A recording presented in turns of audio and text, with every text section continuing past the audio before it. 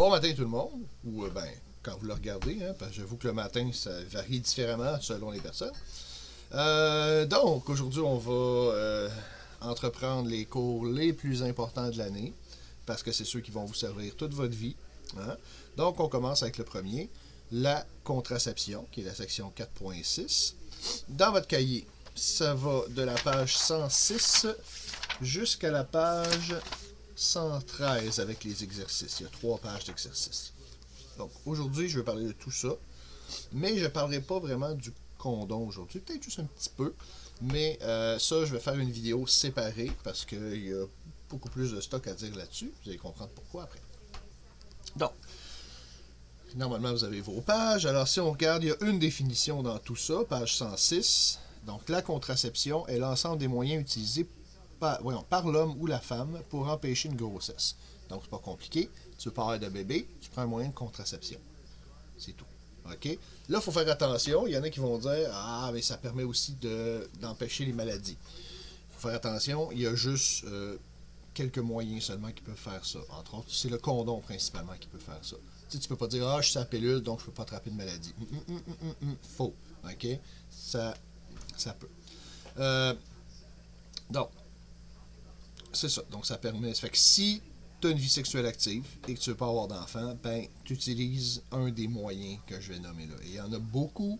Donc, maintenant, la médecine moderne a fait que c'est beaucoup plus facile. Donc, tu trouves quelque chose. OK? Tu n'as pas d'excuse. Sinon, ben, tu fais de l'abstinence ou, comme on dit maintenant, de la distanciation sociale. Et à mesure, j'ai ma fameuse trousse, les doubleurs s'en rappelleront. Donc, là-dedans, j'ai plein de petits échantillons de tout ça. Il n'y aura pas de grosses démonstrations, mais tu sais, si vous voulez savoir un peu de quoi ça a l'air, on va faire ça. Je vais tasser. J'ai un gros pop ici qu'il faut que j'enlève de là. Bon. Bouge pas. Non? Oui. Bouge-tu? Ok, parfait. Bon, fait qu'on commence. Qu'est-ce qu'il y a? Ah non, le papier est correct. Bon. Donc, les moyens de contraception sont séparés en 2 grandes catégories. Il y a les méthodes hormonales et les méthodes non hormonales. Donc, les méthodes hormonales, on va en parler maintenant. Méthode hormonale, ça touche la femme. OK? Pourquoi la femme? Ben, parce que en tout cas, vous allez comprendre.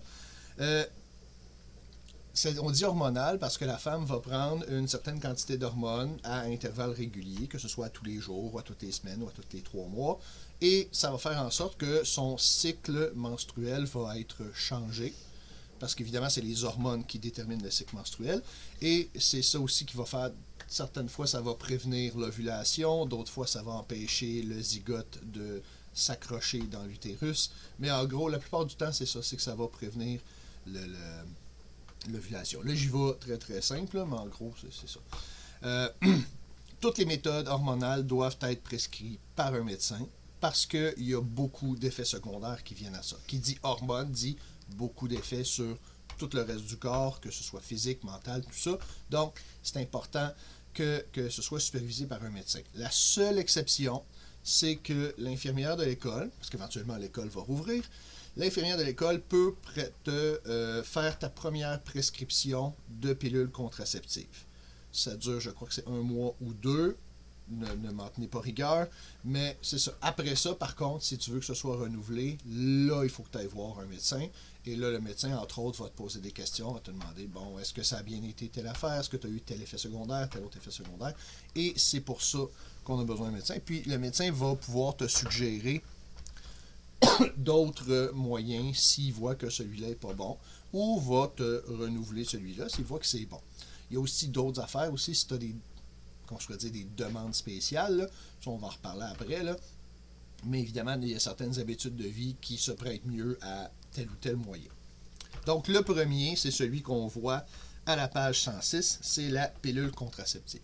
La pilule contraceptive, juste un petit historique, ça a été inventé, je crois, c'est vers la fin des années 1950. Et à l'époque, je ne vous dirai pas ce qu'il y avait dedans, parce que c'est un petit peu dégueu maintenant, mais en gros, c'est des hormones synthétiques maintenant. Dans le temps, c'était des hormones qui venaient d'urine de jument. Ça faisait le même job, mais bon, c'est ça. Et ça l'a amené ce qu'on a appelé la révolution sexuelle. Okay? Fait que là, je sais que vous avez vu le terme révolution en histoire, là, mais là, c'est pas du monde tout nu avec des guns là, dans les rues. Ce qui s'est passé, c'est que parce que maintenant, la femme n'avait plus à avoir peur de tomber enceinte après une relation sexuelle, eh bien, là, à ce moment-là, la femme venait d'avoir les mêmes libertés que les hommes avaient. T'sais, un homme pouvait se permettre de, pas nécessairement d'aller coucher à gauche et à droite, mais oui, il y en a qui le faisaient, mais je veux dire, il n'y avait pas de grosses conséquences s'il le faisait. Fait que maintenant, la femme avait le même pas de conséquences, si on veut, là, pour aller avec ça. Okay, c'est sûr qu'il y a plein d'autres choses avec ça, mais en gros, c'est ça qui a commencé. Fait que, tu sais, ceux qui disent, ça me fait toujours rire, tu sais, on voit des fois, ben là, j'en vois plus, mais sur Facebook, des fois, on voyait que, une première date dans les années 60, t'as un gars qui présente des bouquets de fleurs, puis dans les années 2000, c'est une position sexuelle quelconque. En fait, ça devrait être un petit peu le contraire, parce que ça a été prouvé que la génération des milléniaux, donc ceux qui sont un petit peu plus vieux que vous, ont moins de sexe que les baby boomers. Donc, on peut dire ce qu'on veut les boomers, mais ils savaient quand même faire le party. Bon. Et ça, c'est pas moi qui le dis, c'est des études. En passant, moi, je suis génération X, je suis entre les deux, donc mêlez-moi pas ça. Donc, qu'est-ce que c'est la pilule contraceptive? Donc, c'est des petites quantités d'hormones, donc que tu prends à tous les jours. Okay? Donc, tu en prends à tous les jours pendant 21 jours, donc 3 semaines. Après ça, tu prends une pause de 7 jours, donc une semaine, pour avoir le temps d'avoir tes règles. Donc, est-ce que ça enlève les menstruations? La réponse est non. Tu as quand même tes règles. Par contre, ça va changer un peu ton cycle menstruel, ça va le régulariser. Tu sais, on avait dit qu'à l'adolescence, le cycle menstruel n'est pas tellement régulier. Quand tu prends une méthode hormonale comme la pilule, ça va régulariser ton cycle. Ça peut être utilisé pour différentes choses aussi. Des fois, ça va être recommandé. Entre autres, on avait parlé d'endométriose. Donc, si jamais il y a beaucoup de douleur avec l'endométriose, la pilule peut, en régularisant le cycle, peut diminuer un peu les douleurs. C'est pas garanti, mais c'est une des solutions. Dans un paquet, je vais essayer d'en trouver dans ma trousse. Moi, j'aurais dû faire le ménage avant. Ah, ouais. Donc, vous avez un paquet ici. Donc, vous voyez, vous avez 21 pilules blanches et 7 pilules vertes. Donc, les 7 pilules vertes, il n'y a pas d'hormones dedans, il n'y a pas de médicaments. Tout ce que c'est... Ah, j'en ai fait tomber un ici. Et c'est juste pour pas que tu perdes l'habitude. OK? Si toi, t'es parfaite, tu le sais, t'es à ton affaire, tu sais quand est-ce qu'il faut que tu recommences, c'est correct. Tu peux juste les sacrer dans la poubelle puis c'est réglé. Ou, à la limite, quand vient le temps de prendre ta pilule, ben, tu prends ta pilule de sucre puis tu la mets aux poubelles au lieu de la prendre. C'est pas important. Ici, ça, c'est un vieux modèle. Celui-là, il expirait en mai 1994, donc ça fait un petit bout. Pourquoi ils ont changé de ça à ça? Ben, c'était très clair. Ça, c'est beaucoup d'emballage, donc ça, c'est plus économique, c'est plus écologique. Tu peux venir t'asseoir si tu veux. Y a pas de... non, je t'écoute. Ah, tu m'écoutes? Ok, parfait. Bah. Ma femme a commencé son télétravail hier, fait qu'en arrière, vous avez son bureau. Yes. Bah. Donc, c'est ça. Fait que ça c'est bon, c'est efficace, ça prend un certain temps. Là, il y en a qui se posent la question, ouais, mais là, si j'oublie 2-3 jours, est-ce que c'est correct, c'est pas correct? Ça, là, moi, pas les réponses de ça. OK? Ça, tu parles à ton médecin, tu parles à ton pharmacien. OK? Eux autres, ils ont toutes les réponses à ça. Mais en général, si, mettons, tu skippes une journée ou deux, puis que tu n'es pas sûr de ce qui se passe, ben, tu appelles ton pharmacien, le pharmacien va te donner tous les conseils qu'il a te donner. Mais, en gros, quand on parle, tu vas avoir l'esprit tranquille.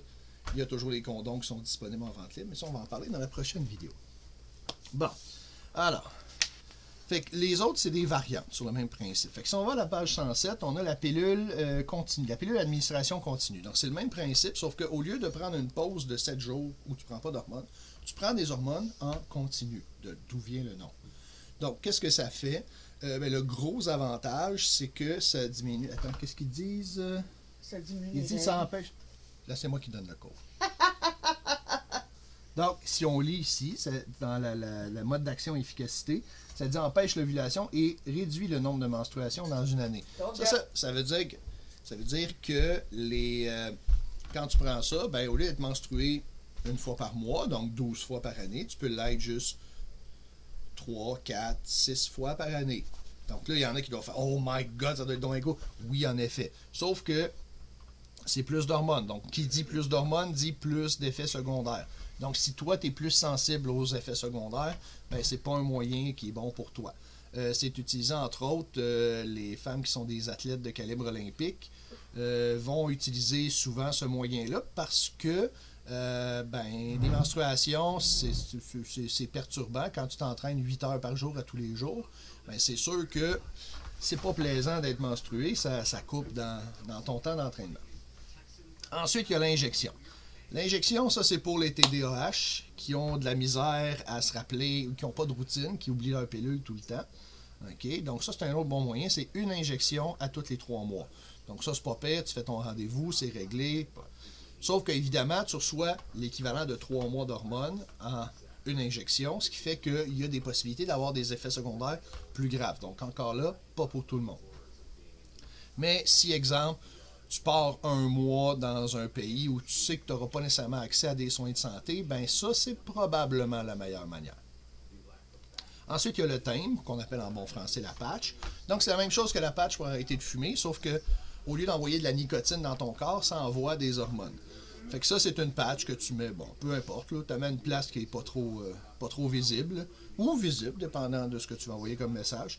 Et tu vas avoir, c'est ça, les hormones vont rentrer tranquillement. Tu laisses la patch là pendant une semaine. Après une semaine, tu l'enlèves, tu en mets une nouvelle. Tu fais ça pendant 3 semaines. Après ça, tu prends une pause d'une semaine. Donc, le même cycle qu'avec la pilule traditionnelle, si on veut, la pilule ordinaire.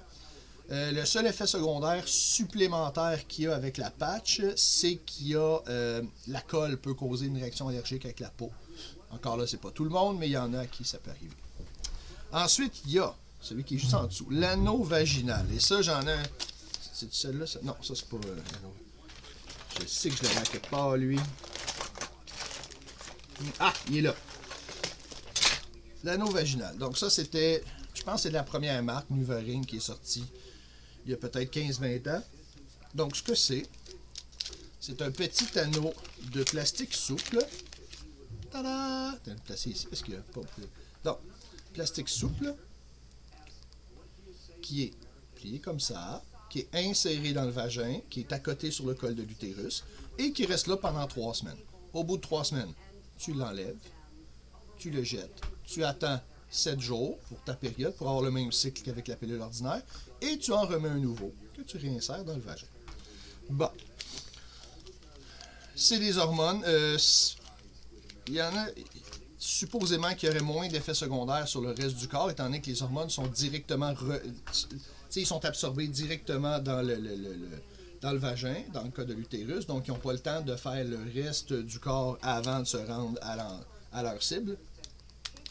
Il y en a qui se demandent, ouais, mais là, pour les relations sexuelles, bon, là, honnêtement, c'est sûr que si toi, tu es inconfortable avec ça dans le vagin, bien clairement, c'est pas le moyen contraceptif pour toi. Maintenant, si ton partenaire sexuel est inconfortable avec ça, soit parce que à chaque fois qu'il l'accroche, ça y fait mal, ou bon, il n'aime pas ça, peu importe, ben, maintenant, ça a l'air on m'a dit l'année passée, que tu pouvais l'enlever 30 minutes par jour et le remettre après. Donc, tu peux l'enlever le temps d'eux. Hein? C'est rare que ça dure plus que 30 minutes, cette partie-là. Et après ça, il ne faut pas oublier de le remettre, par contre. Et c'est ça. Donc, il n'y en a pas de problème. Encore là, vérifie que ton pharmacien, eux autres savent tout ça. C'est leur job. OK. On tourne la page. Page 108, on a la mini-pilule. Ah non, mini-pilule, c'est vrai, c'était dans l'autre affaire. Le contraceptif d'urgence, ce qu'on appelle aussi la pilule du lendemain, ou la marque qui est utilisée, c'est Plan B. Ça le dit, c'est d'urgence. Donc, c'est une dose massive d'hormones. C'est si, admettons, tu as eu un problème, OK? Soit que le condom a percé, soit que tu as eu une relation sexuelle que tu ne croyais pas que tu allais avoir, pour différentes raisons, ben, à ce moment-là, tu peux aller demander la pilule du lendemain. Je sais qu'en bas de 18 ans, je crois que c'est gratuit. C'est pas. T'as pas besoin d'une prescription d'un médecin, mais il faut que tu ailles voir le pharmacien, il faut que tu demandes. C'est comme quand tu veux des gravoles en arrière, il faut que tu ailles demander au pharmacien. Bon, ben, c'est ça. Fait que, ce qui va arriver, c'est que si on déjà ton dossier, ça va aller assez rapidement. Si on n'a pas ton dossier, ils vont peut-être te poser quelques questions pour être sûr qu'il n'y ait pas de trouble. Puis ils vont t'expliquer comment faire, malgré que c'est pas tellement compliqué, là. C'est t'es prends, puis that's it. Ce qui est important pour la pilule du lendemain, c'est dans la partie efficacité. Si vous regardez dans la colonne, on dit plus le contraceptif d'urgence est utilisé tôt après la relation, plus il est efficace. Son taux d'efficacité est de 95% s'il est pris dans les 12 heures suivant une relation sexuelle. Il est réduit à 60% s'il est pris après 5 jours. Donc, 95%, on s'entend que tout le monde est assez safe avec ça. Tu as toujours une chance, OK? En passant, vous avez remarqué, ceux qui ont lu un peu, qu'il n'y a aucun moyen qui a un taux d'efficacité de 100%. Ça n'existe pas. OK? Pourquoi? Parce que le corps humain est une machine complexe et donc il peut toujours avoir quelque chose qui se passe qui va faire que ça ne fonctionnera pas. Donc, mais si tu suis les instructions comme il faut, si tu n'as pas de contre-indication médicale, normalement tu devrais être correct. Et le moins important, c'est devrait. Je conjugue au conditionnel. Okay? Il n'y a jamais de 100% de risque ou de 0% de risque.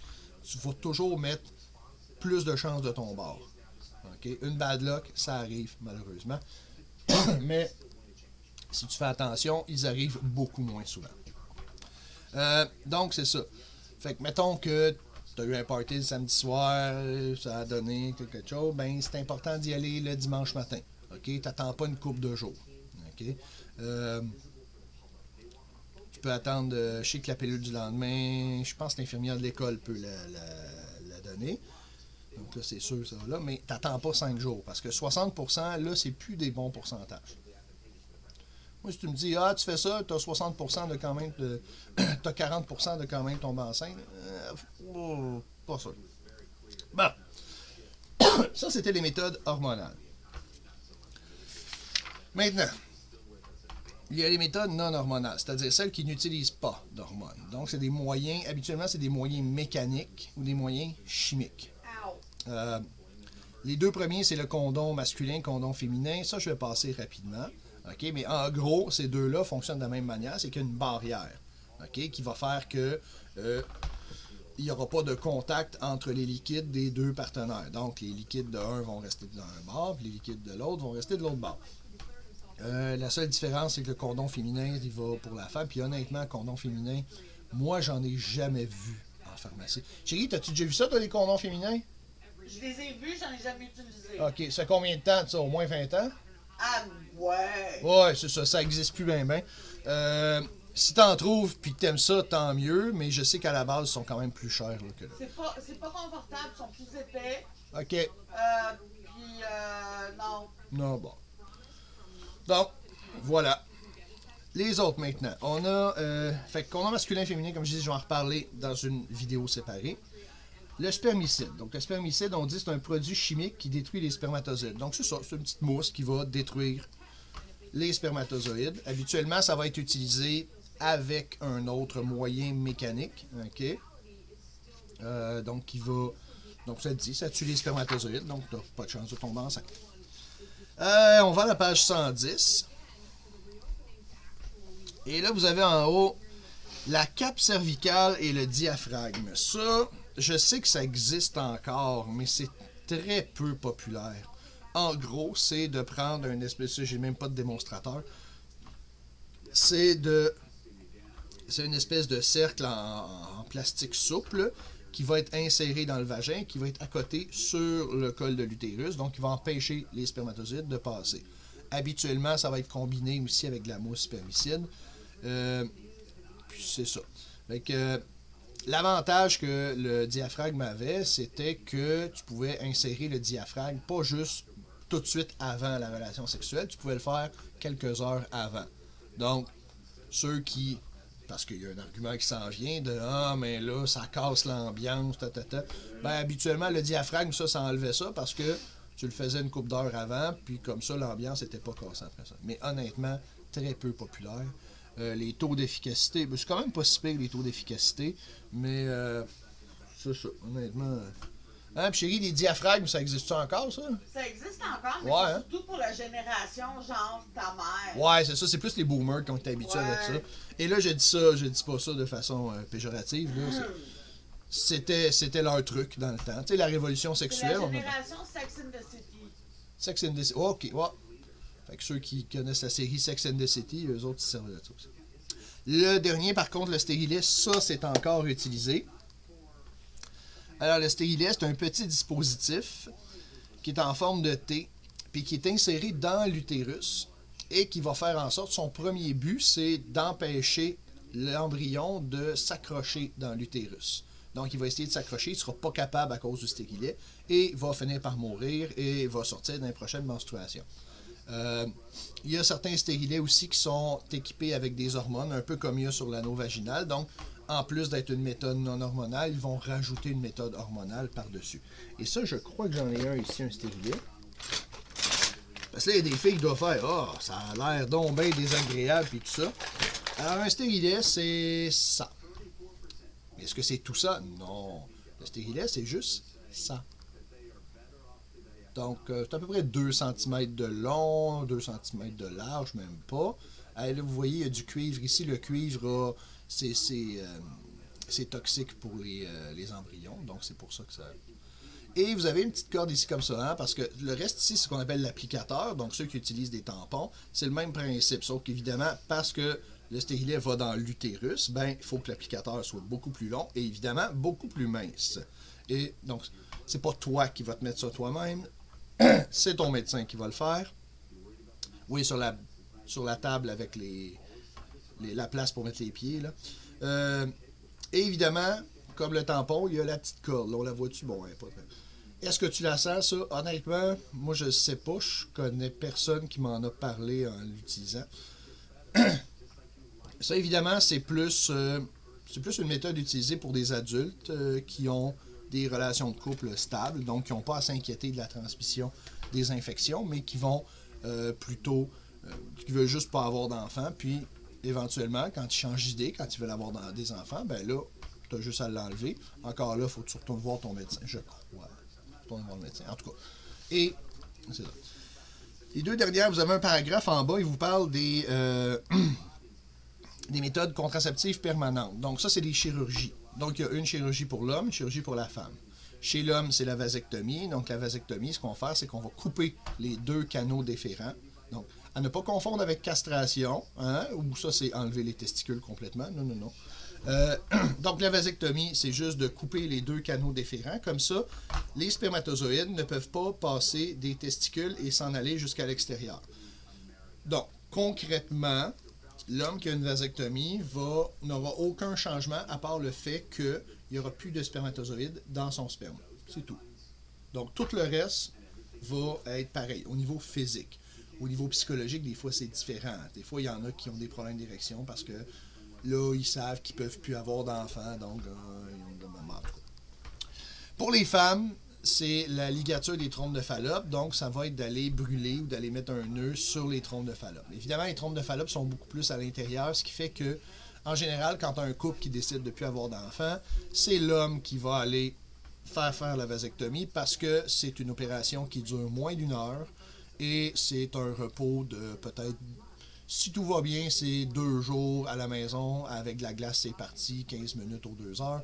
Donc, c'est pas une grosse opération. Tandis que pour la femme, c'est beaucoup plus intrusif, c'est à l'intérieur, donc il y a plus de risques de complications et tout ça. Donc, en général, on y va avec l'homme. C'est sûr que s'il y a d'autres facteurs qui influencent, on verra, mais en temps normal, c'est ça. Et juste une dernière petite chose, parce que dans le kit de démonstration que j'ai hérité d'une des nombreuses infirmières qu'il y a eu à l'école, il y a ça ici, et ça, je ne l'ouvrirai pas, parce que c'est ce qu'on appelle une éponge contraceptive. Donc, une éponge. Malgré que je pourrais peut-être l'ouvrir, étant donné que j'en ai d'autres, puis ça va rester, ça va être immortalisé sur YouTube. Donc, qu'est-ce que c'est? Et là, je vous dis, je l'ouvre là. J'ai jamais ouvert ça avant, parce que c'est un autre moyen contraceptif de boomer. Alors, c'est une éponge. Oh my god, la texture est franchement dégueu. Donc, c'est une petite éponge comme ça. qui est insérée dans le vagin, elle est imbibée de spermicide. Donc, imbibée de spermicide, hein. Ce qui se passe, c'est que le sperme arrive, les spermatozoïdes sont pris par l'éponge et le spermicide va les tuer. Donc là, on pouvait faire tout des « Ah! » Moi, c'est pas mal ça qui arrive. Donc, c'était ma première expérience avec une... Chérie, tu veux-tu voir l'éponge contraceptive? Non? D'accord. Encore là, comme je dis, ça c'est une méthode de boomer. Ça ne sert pas évidemment à empêcher la transmission des maladies.